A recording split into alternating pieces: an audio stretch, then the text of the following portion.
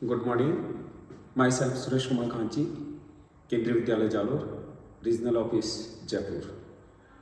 Today we will discuss primary activity. Primary activities पढ़ने से पहले ह्यूमन अपने ओरिजिन्स के बाद जो है वो अपनी लाइफ को सरवाइव करने के लिए अर्थ सरफेस पे किसी न किसी तरह की इकोनॉमिक एक्टिविटीज़ करता है। वो एक्टिविटीज़ जिसके अंतर्गत जो है वो इनकम जनरेट की जाती है। इनकम जनरेट के लिए जो भी एक्टिविटीज़ की जाती है that is called economic activities. Economic activities are broadly grouped in कि इन इकोनॉमिक एक्टिविटीज को जो है वो कितने टाइप्स में डिवाइड किया गया है कि how many types of economic activities. Primary activities, secondary activities, tertiary activities and quaternary activities. अब इन सभी एक्टिविटीज के बारे में जो है वो एक एक करके हम जो है वो डिस्कस करेंगे। सबसे पहले जो है वो हम पढ़ेंगे प्राइमरी एक्टिविटीज। अब वो प्राइमरी एक्टिविटीज़ क्या है, इनके लिए जो है वो रिसोर्सेज कौन कौन से हैं, या उन एक्टिविटीज़ को करने के लिए जो है वो हमें रॉ मटेरियल कहाँ से मिलता है और किस तरह की एक्टिविटीज़ उन पे की जाती है जिन्हें हम प्राइमरी एक्टिविटीज़ को इंक्लूड किया जाता है। Primary activities are directly depend on natural environment, यानी कि जितनी भी प्राइमरी एक्टिविटीज़ की जाती है वह totally depend on natural environment. यानी कि हम ये कह सकते हैं कि प्राइमरी एक्टिविटीज़ के अंतर्गत जो है वो नेचुरल रिसोर्सेज का यूटिलाइज किया जाता है directly. As this refer to utilisation of earth resource, कि इसके अंतर्गत जो है वो हम अर्थ के या नेचर के द्वारा दिए गए रिसोर्सेज का जो है वो डायरेक्टली यूटिलाइज करते हैं, such as land, water, vegetation, building material and minerals. इसके अंतर्गत लैंड का यूटिलाइज करते हैं, वाटर का यूटिलाइज करते हैं, vegetation, building material, building construct करने के लिए जो भी यूटिलाइज करते हैं हम, जैसे स्टोन्स हो गया, सैंड हो गया, एंड मिनरल्स, जिनका हम मिनरल्स का जो है वो यूटिलाइज करते हैं, जैसे एग्रीकल्चर के लिए जो है वो हम सॉइल्स मिनरल्स जो है वो यूज करते हैं। इट इंक्लूड, अब वो कौन कौन सी एक्टिविटीज है जो इन नेचुरल रिसोर्सेज के द्वारा जो है वो की जाती है या नेचुरल रिसोर्सेज पर डिपेंडेड है। तो वो है hunting and gathering. Hunting, animals जो है वो उनका हंटिंग के द्वारा जो है वो इन एनिमल्स के जो मीट है उसको जो है वो खा के अपने ह्यूमन लाइफ जो है वो सर्वाइव करता है। गैदरिंग, जितने भी नेचुरल वेजिटेशन है उन नेचुरल वेजिटेशन से जो भी हमें फल फ्रूट्स जो मिलते हैं। पेस्टोरल एक्टिविटीज, कुछ ऐसे जो है वो डोमेस्टिक एनिमल्स होते हैं जिनके हम अपनी लाइफ को सरवाइव करने के लिए, जैसे मिल्क हो गया, बटर मिल्क हो गया, घी हो गया, इन चीज़ों के लिए जो है उनको पालते हैं। Fishing, forestry, agriculture and mining and quarrying. तो ये सारी एक्टिविटीज जो है जो डायरेक्टली हम इन नेचुरल रिसोर्सेज को जो है वो यूटिलाइज करते हैं, नेचर से यूज कर रहे हैं, तो ये सारी एक्टिविटीज जो है वो प्राइमरी एक्टिविटीज के अंतर्गत आती है। यहाँ पे दो शब्द देते हैं, एक माइनिंग और एक क्वेरिंग। माइनिंग जो है वो अर्थ सरफेस के नीचे जितने भी मिनरल्स हैं उन मिनरल्स को एक्टिवेट करने के लिए जो है, एक्टिवेशन के लिए जो है वो माइनिंग वर्ड यूज किया जाता है। कुछ ऐसे मिनरल्स होते हैं जो हमारे अर्थ के सरफेस पे ही होते हैं जिनमें हम प्रिमिटिव टूल्स के द्वारा जो है वो इजीली जो है वो यूटिलाइज कर सकते हैं, तो वो होते हैं क्वेरिंग।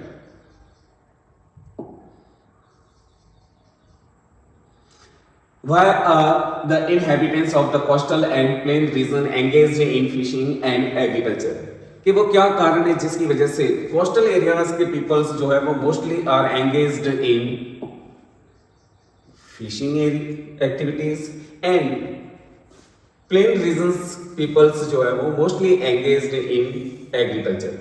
तो हमें पता है कोस्टल एरिया जो है वो हमें सी की फैसिलिटीज या किसी वाटर बॉडीज की जो है वो फैसिलिटीज प्रोवाइड करती है, और वाटर बॉडीज जो है वो फिशिंग एक्टिविटीज के लिए जो है सबसे सुटेबल होती है। ठीक उसी तरह से प्लेन एरियाज जो है वो एग्रीकल्चर के लिए जो है वो सबसे ज्यादा सुटेबल होता है, जैसे गंगेटिक प्लेन एरियाज। तो गंगेटिक प्लेन एरियाज जो है वो अपनी एग्रीकल्चर लैंड के लिए जो है वो फेमस है। What are the physical and social factors, कि वो कौन से फिजिकल फैक्टर्स हैं, कौन से सोशल फैक्टर है जो हमारी प्राइमरी एक्टिविटीज के डिफरेंट टाइप्स को जो है वो इफेक्ट करता है। तो फिजिकल फैक्टर्स जिस एरिया में जैसे फिजिकल फीचर्स होंगे, जैसा क्लाइमेटिक कंडीशंस होती है, उसी के बेसिस पे जो है वो इकोनॉमिक एक्टिविटीज जो है वो की जाती हैं। तो यहाँ पे प्राइमरी एक्टिविटीज के अंतर्गत जो है वो कौन से फिजिकल फैक्टर्स है, सोशल फैक्टर्स है जो हमारी एक्टिविटीज को इफेक्ट करते हैं।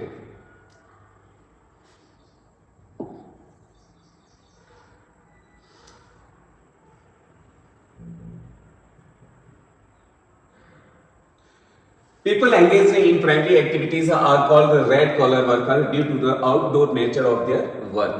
कि प्राइमरी एक्टिविटीज जो है वो मोस्टली अपने होम से बाहर, अपने घर से बाहर की जाती है। इस वजह से इन प्राइमरी एक्टिविटीज वर्कर को रेड कॉलर वर्कर कहते हैं। हंटिंग एंड गैदरिंग, अब देखिए प्राइमरी एक्टिविटीज के अंतर्गत और कौन कौन सी चीजें, जैसे ये आप देखिए फ्रूट्स गैदरिंग्स हो गया, एग्रीकल्चर हो गया, हमारा जो है वो पेस्टोलिज्म हो गया, रेयरिंग हो गया, फिशिंग हो गया, ये सारी एक्टिविटीज जो है वो प्राइमरी एक्टिविटीज के अंतर्गत आती है। इसी में से एक एक्टिविटीज है hunting and gathering. The earlier human being depend on their immediate environment for their subsistence on. कि प्रिमिटिव जो सोसाइटी थी, अर्लियर ह्यूमन का मतलब है प्रिमिटिव सोसाइटी। प्रिमिटिव सोसाइटी जो है वो अपने आसपास के एनवायरनमेंट पे जो है वो डिपेंडेंट था। इसमें से जो है वो दो तरह के एनवायरनमेंट के सब्सिस्टेंस जो है वो यूटिलाइज करता है। एक एनिमल विच दे हंटेड, एक वो एनिमल जिनका वे शिकार करते थे अपने फूड के लिए। And the edible plants which they gather from the forest in the vicinity, कि दूसरे वे एडिबल प्लांट जो अपने आसपास के फॉरेस्ट एरियाज में जो है वो अवेलेबल होते थे।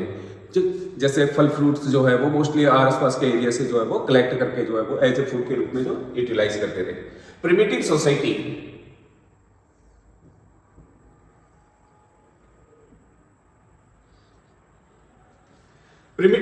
depend on the wild animal. People located in a very cold and extremely hot climate survived on hunting। कि प्रिमिटिव सोसाइटी जो है वो काफी हार्श क्लाइमेटिक कंडीशंस में जो है वो अपनी लाइफ को सरवाइव कर रही थी। तो ऐसे एक्सट्रीम क्लाइमेटिक कंडीशंस के अंतर्गत जो है वो ह्यूमन को अपनी लाइफ को सरवाइव करने के लिए जो है वो हंटिंग पे जो है वो डिपेंडेंट रहते थे। The people in the coastal area still catch fish through fishing has the experience modernisation due to the technology progress. कि कोस्टल एरियाज के अंतर्गत जो है वो पीपल्स के द्वारा मोस्टली जो है वो कैच फिशिंग या फिशिंग एक्टिविटीज जो है वो की जाती है। और उन प्रिमिटिव टाइम्स के अंतर्गत जो है उनके पास जो टेक्निकल नॉलेज था वो टेक्निकल नॉलेज बहुत ही कम था। इसलिए उस समय जो है वो इन एनिमल्स का या फिशिंग का जो है वो हंटिंग अपनी लाइफ को सरवाइव करने के लिए जितनी नीड होती थी उसी के अकॉर्डिंग जो है वो किया जाता है। लेकिन जैसे जैसे टेक्नोलॉजी का मॉडर्नाइजेशन होता गया वैसे वैसे जो है वो हंटिंग एक्टिविटीज जो है वो इंक्रीज होती गई। Many species now have became extinct or endangered due to the illegal hunting। illegal hunting को हम बोलते हैं पॉचिंग। ठीक है, तो illegal hunting की वजह से, illegal क्या है? illegal का मतलब होता है कि कानूनी तौर पे जो है उसको सही नहीं माना गया। ठीक है, इस तरह की बहुत सारी स्पीसीज जो है वो हमारे इस नेचुरल इन्वायरमेंट से जो है वो या तो एक्सटिंक्ट हो गई या फिर जो है उनकी लाइफ सर्वाइव करना जो है वो काफी डेंजरस हो गया। अब ऐसा अगर होता है तो क्या होगा? हमारे नेचुरल इन्वायरमेंट में जो इकोसिस्टम है, जो इकोसिस्टम बैलेंस्ड है वो बैलेंस में इम्बैलेंस हो जाएगा। हमारा इकोसिस्टम जो है वो डिस्टर्ब हो जाएगा अगर हमारा फूड चेन जो है वो डिस्टर्ब हो जाता है। अब फूड चेन जो है वो हर लेवल पे किसी न किसी एनिमल्स के साथ जो है वो एक दूसरे के साथ इंटरलिंक है। तो इन एनिमल्स के इंटर रिलेशनशिप को जो है वो मेंटेन करने के लिए जो है उन स्पीसीज को जो है वो प्रोटेक्ट करना जरूरी हो जाता है।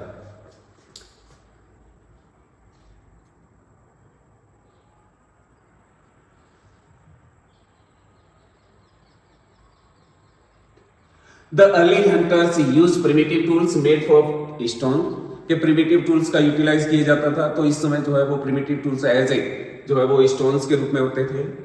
ट्रिक्स एंड एरोज, ठीक है, किसी लकड़ी के जो है वो एरोज बना के जो है उसको यूज किया जाता। So the number of animals killed was the limited, इसलिए उस समय जो है वो जितने भी हंटिंग किया जाता था तो उस हंटिंग के दौरान मरने वाले एनिमल्स जो है वो लिमिटेड होते थे, यानी कि बहुत ही कम मात्रा में जो है वो एनिमल्स का जो है वो हंटिंग किया जाता था। Why the hunting has been banned in India, India के अंतर्गत जो है वो हंटिंग को बैन क्यों किया गया, क्योंकि इंडिया के अंतर्गत जो है वो बहुत सारी एनिमल स्पीसीज जो है वो या तो अपनी इंडेंजरस जोन में है या फिर जो है वो कुछ स्पीसीज जो है वो अपने एक्सटिंक्ट होने के कगार पर है।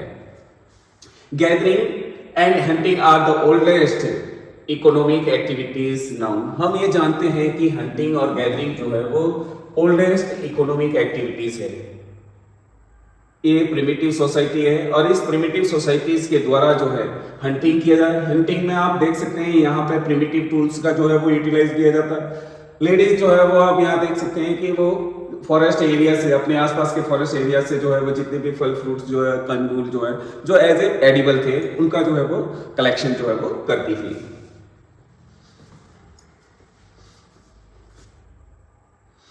These are carried out at different level with the different orientation, अलग अलग एरियाज में जो है ये सारी एक्टिविटी जो है वो अलग अलग तरीके से जो है वो की जाती है। Gathering is practised in region with harsh climatic conditions, ये गैदरिंग जो है वो उन एरियाज के अंतर्गत जो है वो की जाती है जहाँ की क्लाइमेटिक कंडीशन जो है वो काफी हार्श थी, एक्सट्रीम क्लाइमेटिक कंडीशन, यानी या तो वेरी हॉट या very cold. It often involve primitive society, जिसके अंतर्गत जो है वो प्रिमिटिव सोसाइटीज रहती थी, हो extract both plant and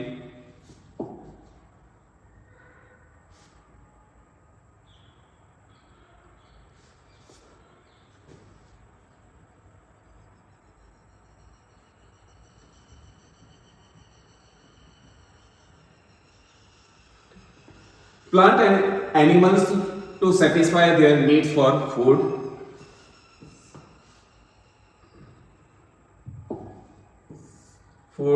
shelter and clothing, कि वे इन एनिमल्स से जो है वो अपने लिए फूड, प्लांट्स से जो है वो शेल्टर और एनिमल्स से ही जो है वो क्लोथिंग, यानी कि एनिमल्स की जो स्किन्स होती है उसको एज ए वे क्लोथ के रूप में जो है वो यूटिलाइज करते थे। मीट जो होता था उसको एज ए फूड के रूप में यूटिलाइज करते थे। This type of activity require small amount of capital investment, कि इसके अंतर्गत जो है वो कैपिटल इन्वेस्टमेंट जो है वो बहुत ही कम या नहीं के बराबर जो है वो होता, क्योंकि जो प्रिमिटिव टूल्स जो बनते थे वो सारे के सारे नेचर से जो है वो स्टोन्स और वुड जो है फॉरेस्ट से जो है वो इजीली अवेलेबल होती थी।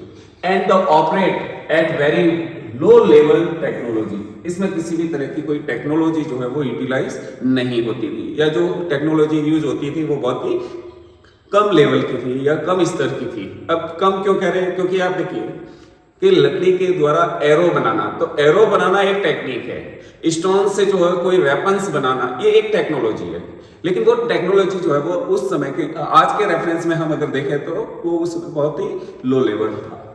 द ईयर पर person is very low and little और नो सरप्लस प्रोड्यूस्ड, कि उस समय जो है वो पर पर्सन के द्वारा हंटिंग जो किया जा रहा था वो बहुत ही कम होता था, यानी कि अपने फैमिलीज के लिए सर्वाइव करने के लिए जितने मीट की आवश्यकता होती थी उतना ही हंटिंग जो है वो किया जाता था।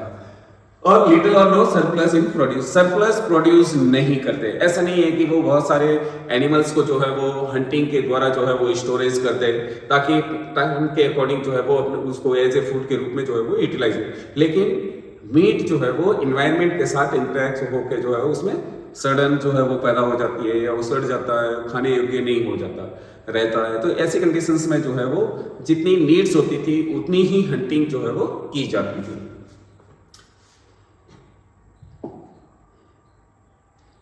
यहाँ पे हमारे इंडिया का एक एग्जांपल दे रखा है मिजोरम का, और जो है वो कलेक्ट करते हुए, और क्लियरली अगर हम देखें तो यहाँ पे आप देखिए एक मैन जो है वो अपने गार्डन से जो है वो डिफरेंट टाइप ऑफ फ्रूट्स जो है वो कलेक्ट करता है। तो यहाँ पे एक ऑरेंज जो है उसको कलेक्ट करते हुए दिखाया गया है फ्रूट्स। ऐसे मार्केट में बहुत सारे फ्रूट्स आते हैं जो हमें फॉरेस्ट एरिया से मिलते हैं, उनके लिए पर्टिकुलर कोई प्लांटेशन जो है वो नहीं होता है। जैसे जामुन का पर्टिकुलर कोई प्लांट्स जो है वो प्लांटेशन जो है वो नहीं होता, मोस्टली फॉरेस्ट एरिया से जो है वो कलेक्ट किया जाता है। जैसे हो गया गम, जो खाने के लिए यूज होता है सर्दियों में, ठीक है। बहुत सारे ऐसे हैं जिनके बारे में हम आगे पढ़ेंगे।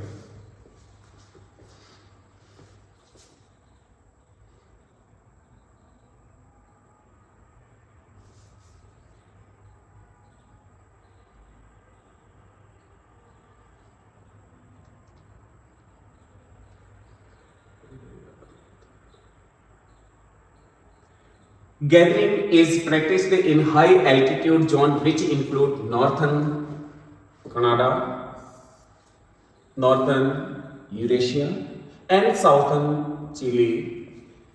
सेकेंड रीजन लो लैटिट्यूड, यानी कि एक रीजन वो है जो हाई लैटिट्यूड में लोकेटेड है, दूसरा वो रीजन है जो लो लैटिट्यूड में लोकेटेड है। अब हाई लैटिट्यूड क्या होता है, लो लैटिट्यूड क्या, तो पोलर रीजन और उसके आसपास का एरिया जो है वो हाई लैटिट्यूड कहलाता है, इक्वेटोरियल और उसके आसपास का एरिया जो है वो लो लैटिट्यूड कहलाता है। पोलर रीजन में एक्सट्रीम क्लाइमेटिक कंडीशंस ये होती है कि वेरी कोल्ड होता है, जबकि इक्वेटोरियल एरियाज जो है वो वेरी हॉट होता है। Such as a Amazon basin, Amazon basin, tropical Africa Congo basin कह सकते हो, northern fringe of Australia, Australia का जो ऊपरी किनारा वाला एरिया है, and the interior part of South East Asia, interior part of South East Asia यानी कि हमारे इंडिया और चाइना का जो है वो South East Asia. In modern time some gathering is market oriented, कि वर्तमान टाइम के अंतर्गत जितना भी गैदरिंग किया जा रहा है फॉरेस्ट एरिया से वो मार्केट ओरिएंटेड। मार्केट ओरिएंटेड का मतलब होता है कि मार्केट में जिन गुड्स की जो है वो नीड्स रहती है उनका ही मोस्टली जो है वो गैदरिंग किया जा रहा है। And has became a commercial, कि अब जो है ये एक प्रिमिटिव न होकर जो है एक प्राइमरी एक्टिविटी न होकर जो है वो कॉमर्शियल एक्टिविटीज के रूप में, यानी कि मोस्टली जो है वो ट्रेड के लिए गैदरिंग जो है वो की जाती है। गैदरिंग कलेक्ट वैल्यूएबल प्लांट्स, कि हमारे लिए जो वैल्यूएबल प्लांट्स हैं जिनका हम किसी अनदर फॉर्म में जो है वो यूटिलाइज करते हैं तो उनका जो है वो कलेक्शन किया जाता है। सच एज लीव्स, जैसे tea leaves as a beverage crops के रूप में जो हम पढ़ते हैं उसको, जिसका जो है वो हम पेय पदार्थ के रूप में यूज करते हैं। बार्क ऑफ ट्री, किसी पेड़ की जो छाल होती है उस छाल का यूटिलाइज जो है वो हम करते हैं, जैसे बहुत सारे हैं। Medicine and medicine plants after simple processing sell the product in the market, कि इन मेडिसिन प्लांट और इन सबका एक सिंपल प्रोसेसिंग करके, सिंपल प्रोसेसिंग का मतलब होता है कि जो भी हम कलेक्ट कर रहे हैं फॉरेस्ट एरिया से तो उसको जो है साफ सुथरा करके जो है वो पैकेजिंग के माध्यम से जो है वो मार्केट में सप्लाई कर देते हैं।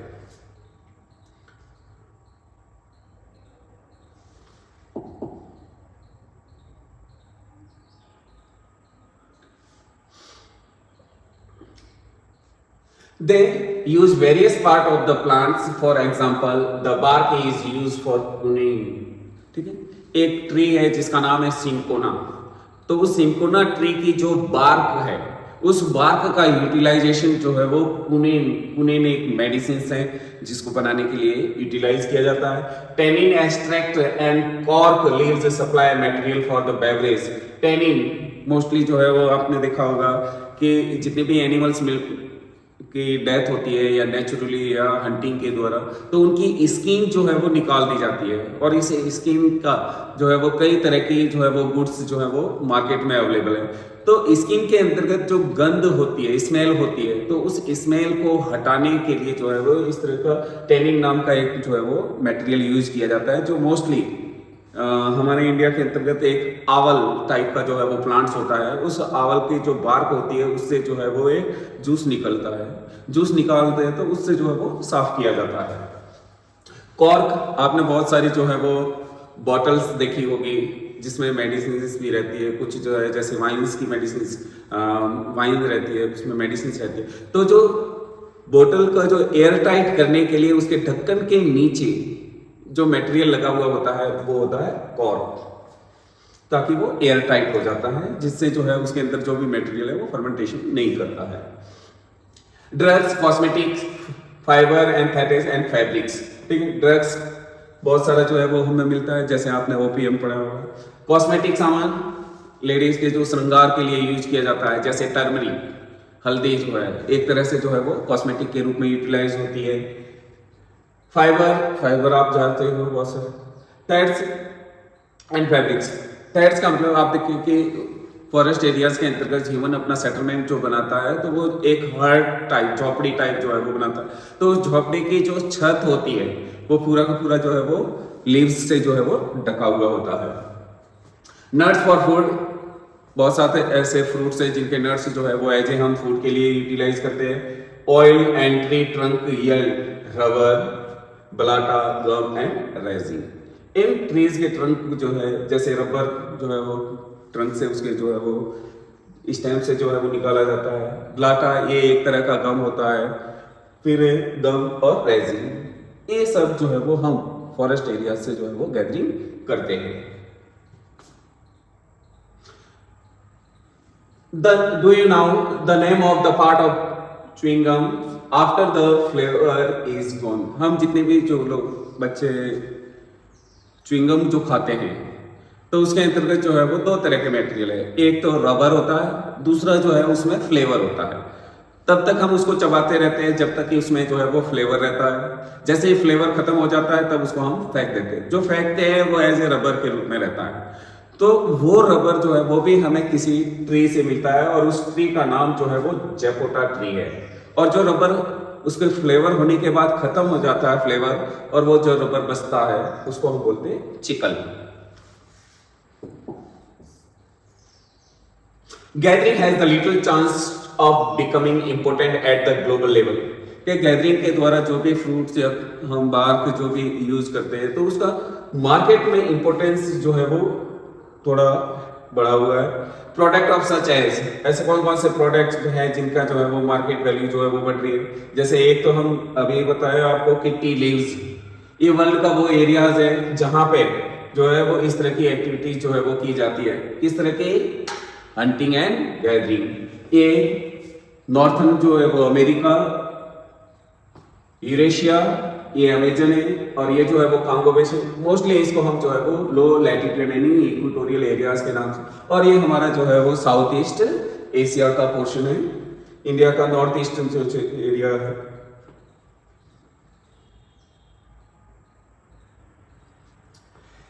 Activity can not compete in the world market, लेकिन इकोनॉमिक एक्टिविटीज जो है, जो हंटिंग एंड गैदरिंग है, वो इंटरनेशनल मार्केट के साथ जो है वो कम्पीट नहीं कर पा रही है। क्यों?